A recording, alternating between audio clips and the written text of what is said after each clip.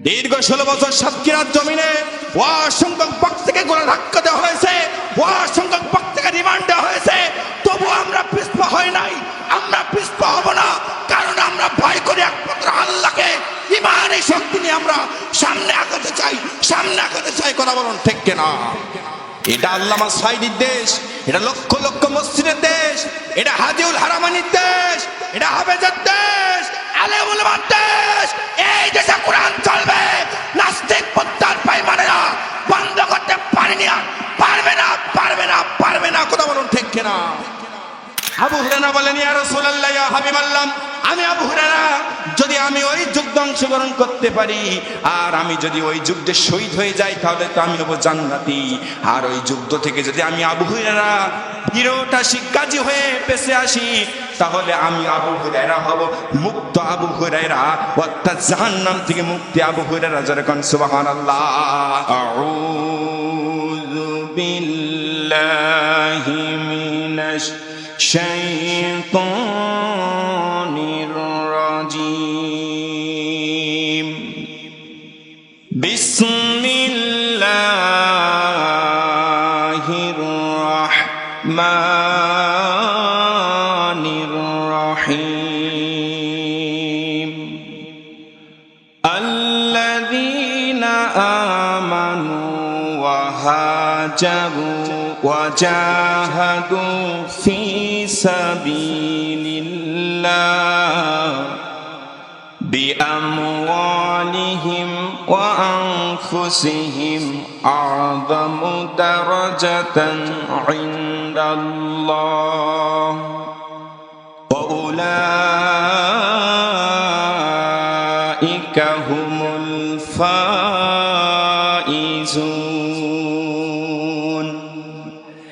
إلى آخر آية.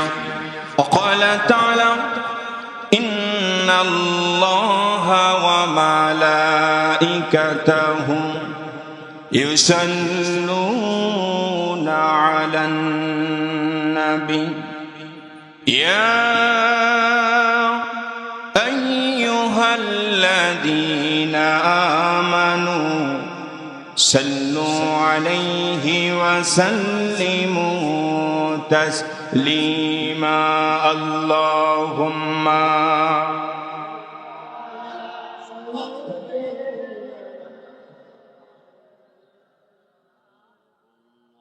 وعلى علي سيدنا.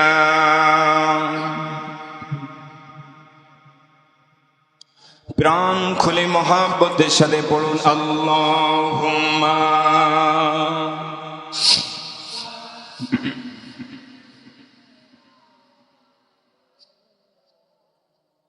وعلى علي مولانا ملك ভাইয়ের মা, কাশিম ভাইয়ের মা, সাব্বির ভাইয়ের মা, বিলাল ভাইয়ের মা, শিপন ভাইয়ের মা, মুজাহিদ ভাইয়ের মা, সাইদি ভাইয়ের মা, আলিফ ভাইয়ের মা। তোমরা বড়ই ভাগ্যবতী, আনলে ধরাই দিনের জ্যোতি। সালাম জানাই তোমায় ফেরেশতা, সালাম জানাই তোমায় ফেরেশতা। মালিক ভাইয়ের মা, কাশিম ভাইয়ের মা, সাব্বির ভাইয়ের মা, বিলাল ভাইয়ের মা, সাইদি ভাইয়ের মা, ও আলিফ ভাইয়ের মা। তোমরা বড়ই ভাগ্যবতী, আনলে ধরাই দিনের জ্যোতি। সালাম জানাই তোমায় ফেরেশতা, সালাম জানাই তোমায় ফেরেশতা। কেউ হারিয়ে ছেলে আর কেউ হারিয়ে ভাই, কেউ হারিয়ে দিনের সাথী নিশ্চয় ধরা। কেউ হারিয়ে ছেলে আর কেউ হারিয়ে ভাই, কেউ হারিয়ে দিনের সাথী নিশ্চয় ধরায়। তাদের স্মৃতি অন্তরে কেঁদে কেঁদে গুমরে মরে, বুক ভেঙে যায় কান্না ফুরাই না। বুকু ভেঙে যাই কান্না ফোরাই না। মালিক ভাইয়ের মা, কাশেম ভাইয়ের মা, সাব্বির ভাইয়ের মা, বিলাল ভাইয়ের মা, শিপন ভাইয়ের মা, ও সাইদ ভাইয়ের মা, আলিফি ভাইয়ের মা, মুজাহিদ ভাইয়ের মা, তোমরা বড়ই ভাগ্যবতী, আনলে ধরাই দিনের জ্যোতি। সালাম জানাই তোমায় ফেরেশতা মা, সালাম জানাই তোমায় ফেরেশতা। আল্লাহুম্মা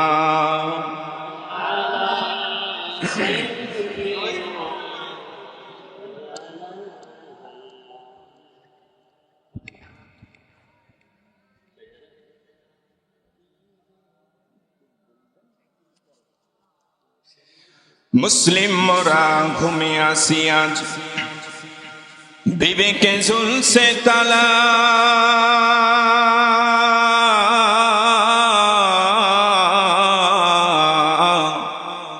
রক্ত মোদের হয়েছে শিথিল, পাপে অন্তর কালা। আসছে পথে আধার নেমে, তাই বলে কি রইবা থেমে। ওরে আসছে পথে আধার নেমে, তাই বলে কি রইবা থেমে। বারে বারে জ্বলবে বাতি, হয়তো বাতি জ্বলবে না।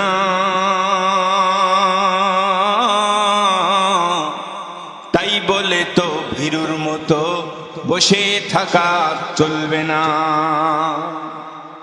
কইরে খালিদি কইরে উমর, এসেছে নতুন বদর।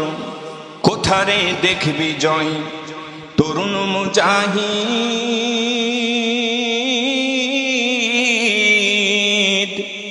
এখনো কি গাইতে হবে ঘুম ভাঙানো গীত? আমি মুসলিম, আমি চির সংগ্রামী, আমি চির রণবীর। আল্লাহকে ছাড়া কাউকে মানি না, লিল্লাহে তাকবীর। এটা জিকির করি লা ইলাহা।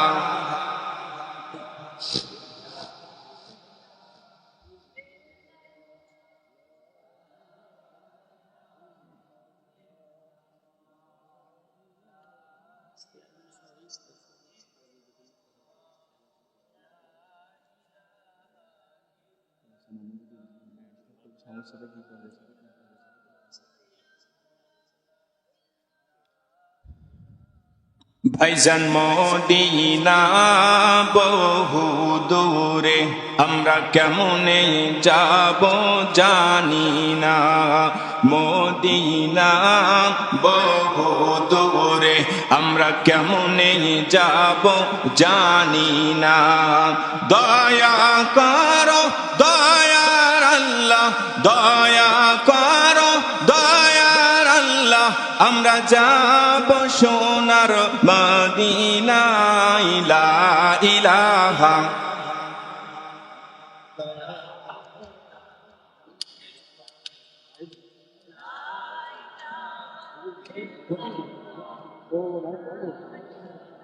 লা ইলাহা ইল্লাল্লাহু মুহাম্মাদুর রাসূলুল্লাহ সাল্লাল্লাহু আলাইহি ওয়াসাল্লাম।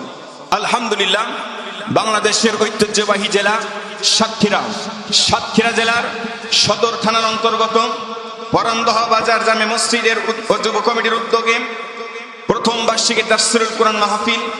আজকে তাফসীরুল কুরআন মাহফিলের সম্মানিত শ্রদ্ধাভাজন সভাপতি সাহেব, যিনি আমার আগে অত্যন্ত আপনাদের সামনে গুরুত্বপূর্ণ বক্তব্য বয়ান পেশ করতেছিলেন, জনাব হযরত মাওলানা শাহাদাত হোসেন সাহেব, উপজেলা আমির, বাংলাদেশ জামায়াত ইসলামী সাতক্ষীরা সদর।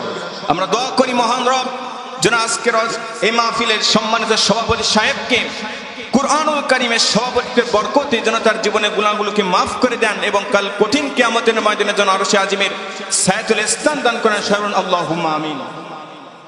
আজকের মাহফিলের প্রধান অতিথি, জনগণ মানুষের নয়নের মণি, মুহাদ্দিস আব্দুল খালিক সাহেব, কেন্দ্রীয় সাংগঠনিক সেক্রেটারি, বাংলাদেশ জামায়াত ইসলামী ও খুলনা অঞ্চল। এই যে পোস্টার, এই পোস্টার যদি এখান থেকে 4 মাস আগে আপনার আমার এলাকায় দেওয়া হতো, 2 গাড়ি পুলিশ মনে আসতে সময় লাগতো না। নেতাদের নাম পোস্টার বেশি নাই, একটাও যদি মারা হতো পুলিশ আসতে 1 মিনিটও দেরি হতো না। কথা বলুন ঠিক কিনা? আজ সেই সময় শেষ হয়ে গেছে। আজকে কোরআনের কথা বলার জন্য জমিন উন্মুক্ত হয়ে গেছে। যে সাতক্ষীরার জমিনে আজ 16 বছর তাওহীদি জনতার উপরে যে নির্যাতন চলেছে, তার প্রতিফল বাংলার জমিন আল্লাহ দেখিয়ে দিয়েছে। কথা বলুন ঠিক কিনা? এই সাতক্ষীরার জনপদে ইসলামী আন্দোলনের কর্মীরা আজ 16টা বছর বাড়ির চৌকাঠ পর্যন্ত দেখতে অনেকে পারি নাই। ঈদের দিন সন্তানের সঙ্গে, পরিবারের সঙ্গে ঈদ কাটাতে পারি নাই, স্বাধীনভাবে বেড়াতে পারি নাই। আল্লাহ সেই সুযোগ আমাদের জন্য করে দিয়েছে। কথা বলুন ঠিক কিনা? সাতক্ষীরার ভিতরে অন্যতম নির্যাতিত মাজলুম জনপদ সাতক্ষীরা সদর। এই সাতক্ষীরা সদরে তাওহীদি জনতার উপরে, ইসলামী আন্দোলনের উপরে যে নির্মম ইতিহাস চলেছে, আমরা সাতক্ষীরার মানুষ দেখেছি। যে ইতিহাস বাংলার জমিন থেকে কলঙ্কিত করেছে, আর কলঙ্কিতের ইতিহাস নিয়ে স্বৈরাচার পালাতে বাধ্য হয়েছে। কথা বলুন ঠিক কিনা? সাতক্ষীরার মাটি ইসলামের ঘাঁটি, একথা গোটা বাংলাদেশ জানে। ঠিক কিনা বলেন? সাতক্ষীরার মাটি ইসলামের ঘাঁটি, একথা গোটা বাংলাদেশ জানে। 16টা বছর এই সাতক্ষীরার জনগণকে উন্মুক্ত কথা বলতে দেওয়া হয় নাই। 16টা বছর নিজের কথাকে ব্যক্ত করতে দেওয়া হয় নাই। 16টা বছর এদেরকে জবানকে আটকে রাখা হয়েছিল। অসংখ্য ইসলামী আন্দোলনের কর্মীকে হামলা মামলা দিয়ে আটকানো হয়েছিল। বাতিল শক্তিরা এই 16টা বছর ইসলামী আন্দোলনের কর্মীর উপরে যে নির্যাতন চালিয়েছে, তারা মনে করেছিল সাতক্ষীরা ইসলামী দলের লোক নাই, ইসলামী আন্দোলনের কর্মী নাই। কিন্তু তারা ভুলে গিয়েছিল আমরা হারিয়ে যাই নাই, আমরা ছিলাম, আমরা আছি। তার প্রমাণ দিয়েছে 30শে নভেম্বর সাতক্ষীরাবাসী। যেই 30শে নভেম্বর ইতিহাস গোটা বাংলাদেশের মুখে হাসি জন্মাই করেছেন। সুবহানাল্লাহ। গোটা দেশবাসী তাকিয়েছিল সাতক্ষীরার দিকে, মনে করেছিল সাতক্ষীরাবাসী হারিয়ে গেছে। না, ও আমার দেশবাসী, সাতক্ষীরাবাসী হারায় নাই, সাতক্ষীরাবাসী ঐক্যবদ্ধ আছে আর থাকবে। জালিমের ঠাই সাতক্ষীরার জমিন হবে না, হবে না। রাজি আছেন? কারা কারা দোয়া করতে আল্লাহকে দেখা যান।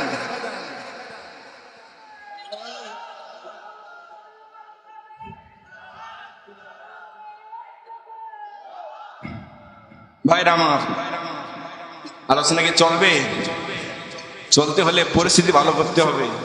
কারণ দেশের এমপি মন্ত্রীরা যখন কোন জায়গায় যেত, কত সুন্দর করে আইন শৃঙ্খলা দেওয়া হতো। আর প্রত্যেকটা জিনিসের নিয়ম শৃঙ্খলা সব জায়গায় আছে, এখানেও থাকতে হবে। কারণ এখানে আমরা কারো গোলামি করার জন্য আসি নাই, এখানে একমাত্র আল্লাহ আল্লাহ রসুলকে খুশি করার জন্য এসেছি। কথা বলুন ঠিক কিনা? আর আল্লাহ রসুল বলেছে যেখানে কোরআনের কথা হবে সেখানে ফাঁকা রাখা যাবে না। আপনারা কি আল্লাহ রসুলের কথা শুনতে চান? আপনারা কি আল্লাহ রসুলের কথা মানতে চান? যদি মানতে চান, যারা দাঁড়িয়েছেন ফাঁকা জায়গা পূরণ করেন, জায়গায় বসে বলেন কোরআন থেকে কথা হবে, কোনো কথা ছাড় হবে না। যে কথাগুলো দীর্ঘ 16 বছর গোপন ছিল, সময় এসেছে প্রকাশ্যে আজকে আমরা প্রচার করতে বাধ্য হবো। কথা বলুন ঠিক কিনা? কোন বাপের সন্তান কে আজ আছে? আজ সাতক্ষীরার মানুষ তোদেরকে বাংলার জমিন ছাড়া করবে কোরআনের মাহফিলের গায়ে হাত দিলে। কথা কন ঠিক কিনা? দীর্ঘ 16 বছর সাতক্ষীরার জমিনে অসংখ্য বক্তাকে গোলা ধাক্কা দেওয়া হয়েছে, অসংখ্য বক্তাকে রিমান্ড দেওয়া হয়েছে। তবু আমরা পিছপা হয় নাই, আমরা পিছপা হব না। কারণ আমরা ভয় করি একমাত্র আল্লাহকে। ইমানের শক্তি নিয়ে আমরা সামনে আগাতে চাই, সামনে আগাতে চাই। কথা বলুন ঠিক কিনা? এই জন্য আসুন, আপনারা ফাঁকা জায়গা পূরণ করুন। আজকে আমাদের প্রধান অতিথি জনপদের, যিনি এই সাতক্ষীরার জমিনে বারবার জালিমের কারাবেষ্টে গেছে, নির্যাতন সইছে, তবুও বিন্দু পরিমাণ নিজের পথ থেকে বিচলিত হই নাই। কথা বলুন ঠিক কিনা? সেই নন্দিত প্রধান অতিথি হযরতুল আল্লাহ মুহাদ্দিস আব্দুল খালেক, আমরা দোয়া করি মহান আল্লাহ তাআলা যেন হুজুরকে এমনভাবে এগিয়ে যেন এই সাতক্ষীরার জমিনে আগামীতে তার মুখ উজ্জ্বল করেন স্বয়ং আল্লাহুম্মা আমিন।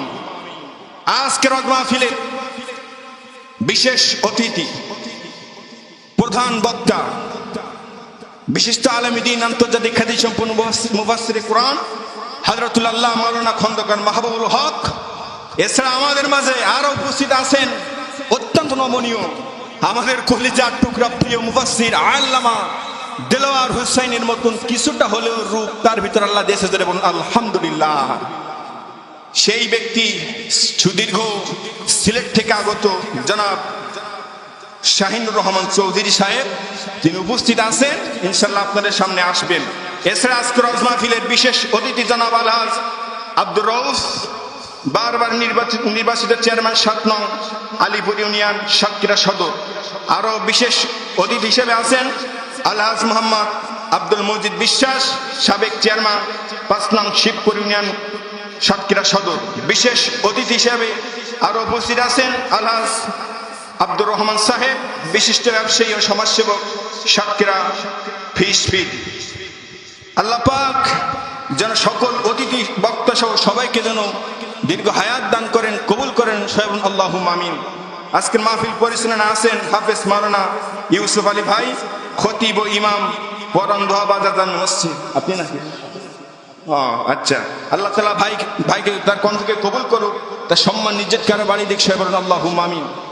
সকল কমিটি বৃন্দি সহ সামনে উপস্থিত দরাজ থেকে আসা, ধুলির আসনে বসা, আগত স্বাগত সুশিক্ষিত সুচিন্তিত সম্মানিত মুরিদান একরাম, খালিক তারিক সাইফুল্লাহর উত্তরসূরি নওজোয়ান প্রিয় যুবক ভাইরা, পর্দার আড়ালে অবস্থানরত আমার মা এবং বোনেরা, সকলকে নিয়ে আমি আমার আলোচনার প্রথমে আবারও সকলের সামনে আমি দোয়া নেওয়ার জন্য ইসলামের রীতি অনুযায়ী সালাম জানাচ্ছি।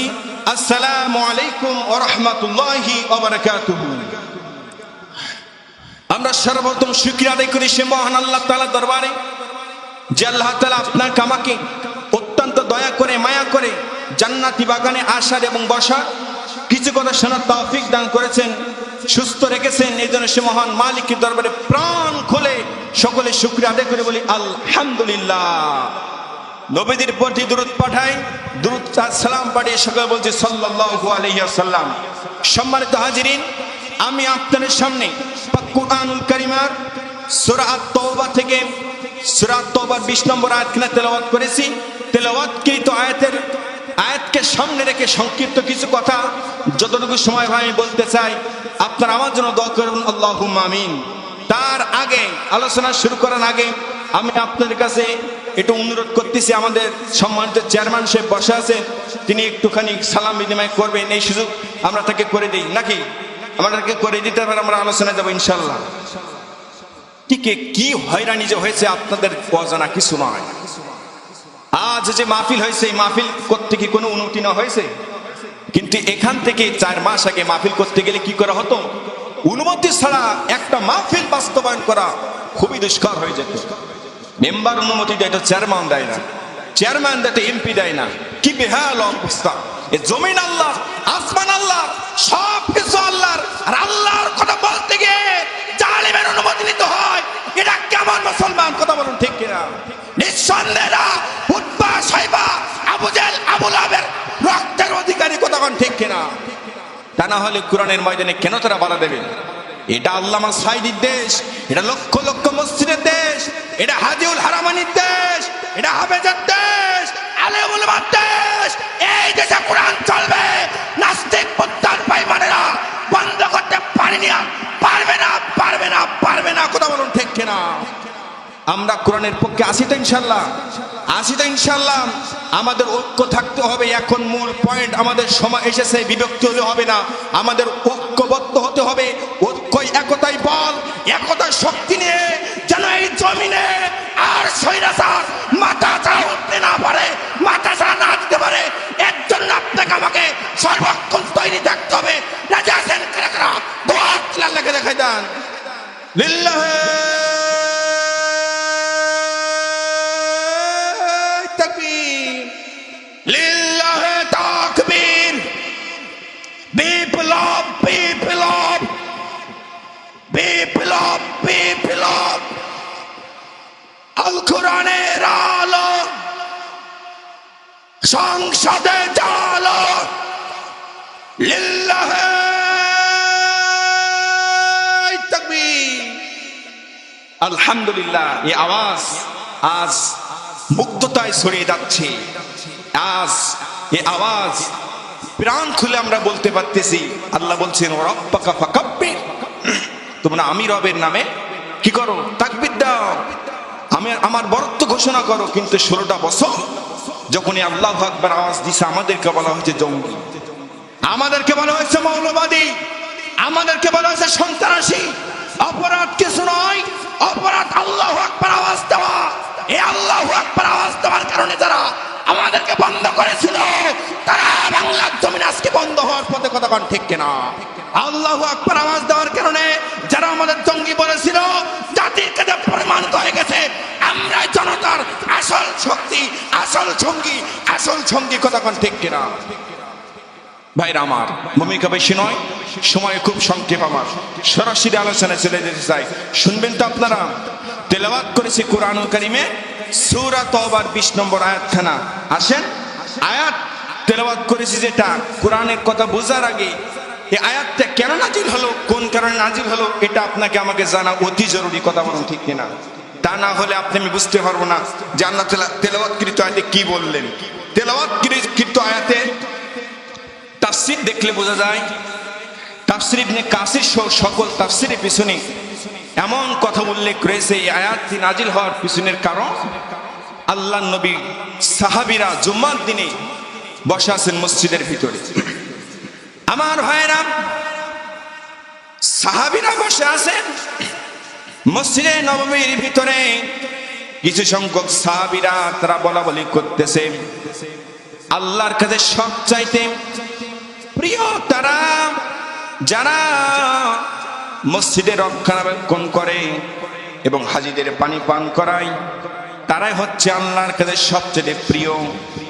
আর এক সাহাবী বলতেছেন, আর এক অংশ সাহাবীরা বলতেছেন, না না না, তারাই প্রিয় নয়। এই জমিনে আল্লাহর কাছে সবচেয়ে প্রিয় তারা যারা ঈমান আনার পরে আল্লাহর জমিনে আল্লাহর দ্বীন কায়েম করার জন্য চেষ্টা সংগ্রাম করে। দুই সাহাবীর দুই পক্ষের যখন এমন কথোপকথন চলতেছে, প্রতি মুহূর্তে মসজিদের ভিতরে ঢুকলেন হযরত উমর। হযরত উমর যখন ঢুকলেন, ঢোকার পরে সাহাবীদের এমন কথোপকথন শুনে বললেন, ওগো আল্লাহর নবী, সাহাবীরা তোমরা একটু অপেক্ষা করো, তোমরা একটু অপেক্ষা করো, একটু পরে নবীজি মসজিদে আসবেন, খুতবা দিবেন। খুতবা দেওয়ার পরে তোমরা রাসূলের কাছে তোমাদের প্রশ্নটা, তোমাদের আরজিটা করবা। আল্লাহর নবী নিশ্চয়ই তোমাদের প্রশ্নের উত্তরটা দিয়ে দেবে। তোমাদের মধ্যে যে মতভেদ তৈরি হচ্ছে এর একটা সমাধান আল্লাহর নবী দিয়ে দেবেন। আল্লাহর নবী আসলেন, আসার পরে মসজিদে নববীতে নামাজ পড়ালেন। নামাজ পড়ানোর পরে যখন সাহাবীদের সামনে বসে রইলেন, সাহাবীরা জিজ্ঞাসা করতেছে, ইয়া রাসূলুল্লাহ, ইয়া হাবিবাল্লাহ, আপনি বলুন আল্লাহর কাছে এই জমিনে সবচেয়ে কারাই প্রিয়? আল্লাহর নবীর কাছে যখন এমন প্রশ্ন করা হলো, আল্লাহর নবী থেমে আছেন, কারণ আল্লাহর নবীর নিজের মনোভাব, নিজের শক্তি দিয়ে নিজ থেকে কোনো কথা বলে না। আল্লাহর পক্ষ থেকে ওহী না আসা পর্যন্ত আল্লাহর নবী কখনো নিজে থেকে কোনো কথা বলে না। আল্লাহর নবীর কাছে আল্লাহ তাআলা সঙ্গে সঙ্গে আয়াত নাজিল করলেন। আল্লাহ রাব্বুল আলামিন বলেন, আল্লাযীনা আমানু ওয়া হাজারু ওয়া জাহাদু ফি সাবিলিল্লাহি বিআমওয়ালিহিম ওয়া আনফুসিহিম আ'যামু দারাজাতান ইনদাল্লাহ ওয়া উলাইকা হুমুল ফাইজুন।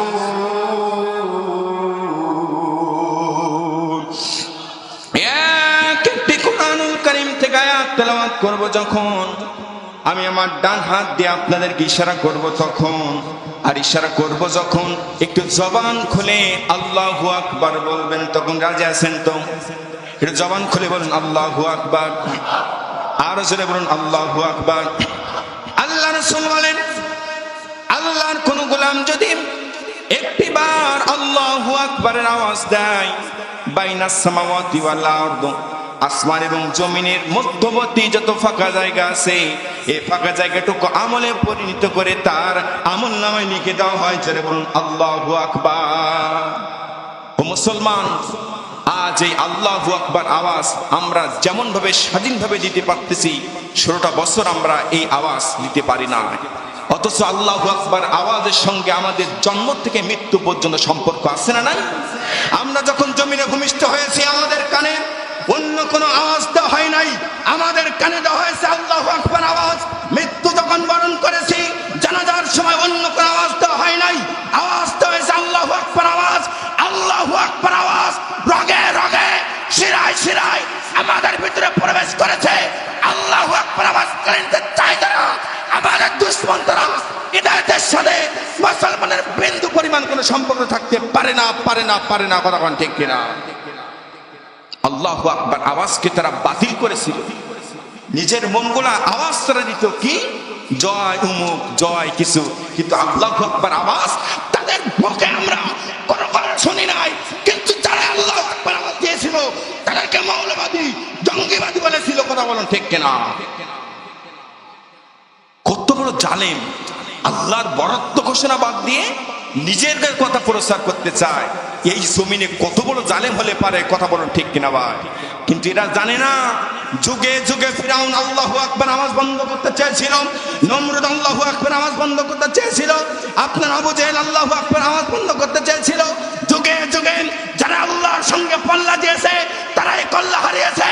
আল্লাহর সঙ্গে শেখ হাসিনা পাল্লা দিতে চেষ্টা করেছিল, এক গুল্লিতে আল্লাহ বাংলার জমিন ছেড়ে দিল্লিতে ফেলে দিয়েছে। কথা কোন ঠিক কিনা?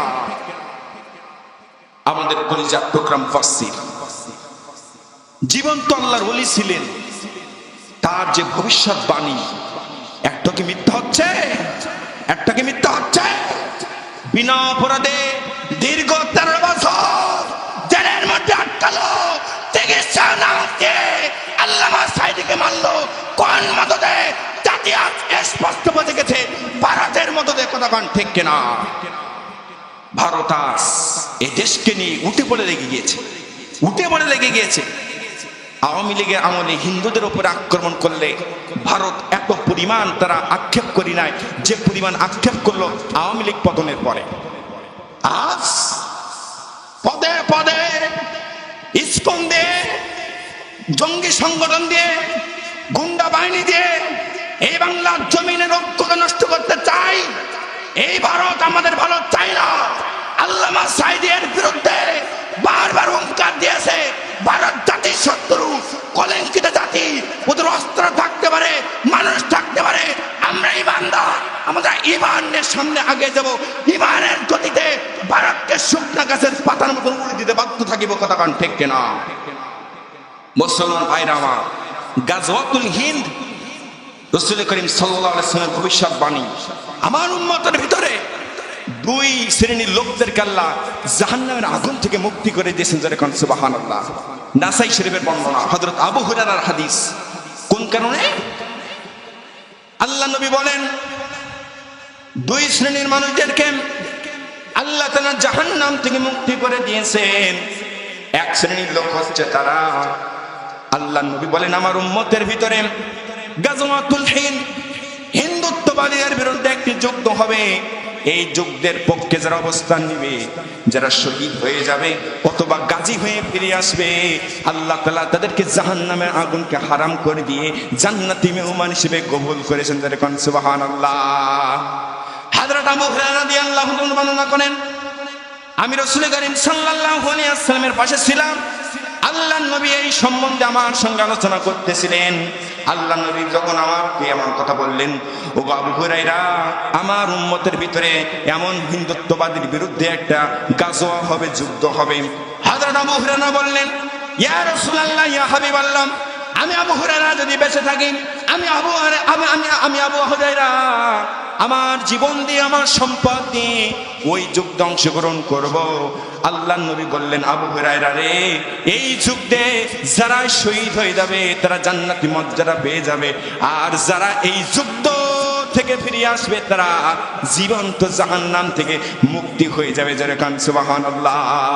আবু হুরায়রা বলেন, ইয়া রাসূলুল্লাহ, ইয়া হাবিবাল্লাহ, আমি আবু হুরায়রা যদি আমি ওই যুদ্ধে অংশগ্রহণ করতে পারি আর আমি যদি ওই যুদ্ধে শহীদ হয়ে যাই তাহলে তো আমি হব জান্নাতি। আর ওই যুদ্ধ থেকে যদি আমি আবু হুরায়রা ফিরত আসি, কাজী হয়ে পেছে আসি, তাহলে আমি আবু হুরায়রা হব মুক্ত আবু হুরায়রা, অর্থাৎ জাহান্নাম থেকে মুক্তি আবু হুরায়রা। আর এক গোষ্ঠী আর এক দল হবে, তারা আল্লাহ নবীর উম্মত হয়ে আসবেন। পয়গম্বর নবী ঈসা আলাইহিস সালাতু ওয়াস সালাম, ঈসা আলাইহিস সালাতু ওয়াস সালামের সঙ্গী যারা হবে, তার দলীয় যারা হবে, আল্লাহ রাব্বুল আলামিন তাদেরকে জাহান্নাম থেকে মুক্তি করে দেবেন। যারা কান সুবহানাল্লাহ। ও আমার ভাইরা, এই সময় কিন্তু আর বেশি দূরে নয়। ভারত কিন্তু বারবার আমাদের বিরুদ্ধাচার করতেছে, সেটা সে মসজিদ ভাঙতেছে, আমাদের ভাইদের উপর নির্যাতন করতেছে। ওই ভারত চাই এই দেশকে কেড়ে নিতে। মুসলমান ঐক্য থাকতে হবে, ঐক্য বিনষ্ট করলে হবে না। জাতীয় ঐক্যের ডাক দেওয়া হয়েছে, বিভক্ত হলে হবে না। ঐক্যবদ্ধ হয়ে ভারতের বিরুদ্ধে গাজওয়াতুল হিন্দের সঙ্গী হতে চাই কারা কারা? দোয়া তুলে দেখায় তারা।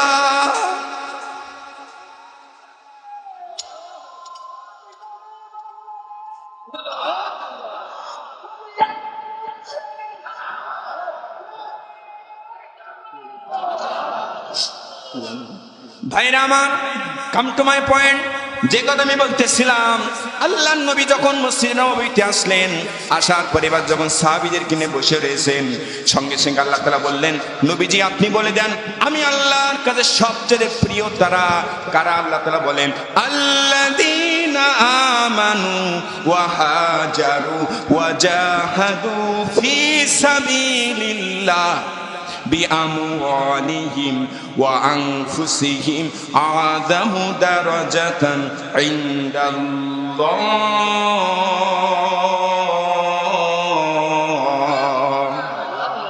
আল্লাহ পাক বলেন, আল্লাযিনা যারা আমানু ঈমান আনার পরে, ওয়া হাজারু হিজরত করেছে, ওয়া জাহাদু ফি সাবিলিল্লাহ এবং যারা এই জমিনে আল্লাহর দ্বীন কায়েম করার চেষ্টা সংগ্রাম করেছে, বিআমওয়ালিহিম ওয়া আনফুসিহিম তাদের জান দিয়ে মাল দিয়ে, আযামু দারাজাতান ইনদাল্লাহ আমি আল্লাহর কাছে তারাই সবচেয়ে বেশি দামি। যেরকম সুবহানাল্লাহ। অন্য আয়াতে আল্লাহ তাআলা বলেন, ইন্নাল্লাহা ইউহিব্বুল্লাযীনা ইউকাতিলুনা ফি সাবিলিহি সাফফান কাআন্নাহুম বুনয়ানুম মারসুস। আমি আল্লাহ তাআলা তাদেরকে বড় বেশি ভালোবাসি যারা এই জমিনে আমার দিনকে ঐক্যবদ্ধ হয়ে শিশির প্রাচীরের মতন আটকিয়ে রাখে। আমি আল্লাহ তাআলা তাদেরকে বড় বেশি ভালোবাসি। ও আমার মুসলমান ভাইরা, তাহলে আল্লাহর কাছে সবচেয়ে প্রিয় তারা যারা ঈমান আনার পরে হিজরত করেছে, জিহাদ করেছে। আল্লাহ বলছেন আমি আল্লাহর কাছে তারাই সবচেয়ে প্রিয়। আমরা প্রিয় বান্দা হতে চাই কি চাই না? তাহলে বিষয় কয়টা? তিনটা। কয়টা? 1 নাম্বার ঈমান, 2 নাম্বার হিজরত, 3 নাম্বার জিহাদ। এই তিনটা বিষয়ের গুণের অধিকারী হবে যারা, আল্লাহ বলেন আমি আল্লাহর কাছে সবচাইতে প্রিয় হবে তারা। এবার একটু জবাব দেন তো, আমরা ঈমান এনেছি কার উপরে? সবাই বলেন কার উপরে? আসমান জমিনের মালিককে, আপনার আমার রবকে, জীবনদাতাকে, মৃত্যু দেন যিনি তিনি কে? কেউ যেটা পারে না সেটা পারে কে? সকল ক্ষমতার উৎস হবে কে? কে হবে? আমরা জনগণ। আমরা বলি কি সকল ক্ষমতার উৎস কে? সবাই বলেন কে? সকল ক্ষমতার উৎস আল্লাহ। আর আমরা বলি জনগণ। না, আমরা জনগণ 3 বার পাতলা পায়খানা হলি কাজ শেষ। আল্লাহ তাআলা তাবারাকাল্লাযী বিয়াদিহিল মুলক ওয়া হুয়া আলা কুল্লি শাইইন কাদির। আসমান জমিন সব কিছুর মালিক কে? যারা বলে সকল ক্ষমতার উৎস জনগণ, তাদের অবস্থা আজ ওই জনগণই শেষ করে দিয়েছে। কথা কোন ঠিক কিনা? ক্ষমতা কোথায় গেল? কোথায় আওয়ামী লীগ? কোথায় কাদের কাকা? কোথায় গেল জালেমদের সেই বড় বড় কথা? কথা কোন ঠিক কিনা? টিভি খুললে মিথ্যা কথা। সংবাদ শুনলেই মিথ্যা কথা। মামলা দিতে দিতে তারা ইসলামী আন্দোলনের কর্মীদেরকেও বাড়ি ছাড়া করেছে, জমি জায়গা ছাড়া করেছে, তবু আমরা ইমানি শক্তি দিয়ে একটি পাও পিছু হই নাই। কতক্ষণ ঠিক কিনা? এর নামই তো ইমান, ঠিক কিনা বলে? এর নামই তো ইমান। আলোচনা করব কখন, সময় তো খুব সংক্ষিপ্ত ঘটনা বলে যায়। আল্লাহ নবীর একজন সাহাবী, নাম ছিল তার আব্দুল উজ্জা। নাম শুনেছেন না? আব্দুল উজ্জার ইমান কত দামি ইমান। আব্দুল উজ্জা মক্কার অধিবাসী। আল্লাহ নবী তার জীবনের প্রথম দিক থেকে 40 বছর বয়সে যখন নবুয়ত লাভ করেন, নবী তখন মক্কার জমিনে কোরআনের দাওয়াত দেন। 3টা বছর গোপনে গোপনে দাওয়াত দেন। 3টা বছরে গোপনে গোপনে দাওয়াত দেওয়ার পরে আল্লাহ রাব্বুল আলামিন যখন নবীকে বললেন, ওয়ামা আলাইনা ইল্লাল বালাগুল মুবিন, নবীজি আপনি স্পষ্ট ভাষায় কোরআনের দাওয়াত প্রচার করুন। আল্লাহ নবীকে যখন কোরআনের দাওয়াত প্রচার করতে বলা হলো, নবী যখন কোরআনের দাওয়াত প্রচার করতেছেন, আব্দুল উজ্জা ইয়াতীম ছেলে, পিতা নাই, চাচার আন্ডারে থাকে।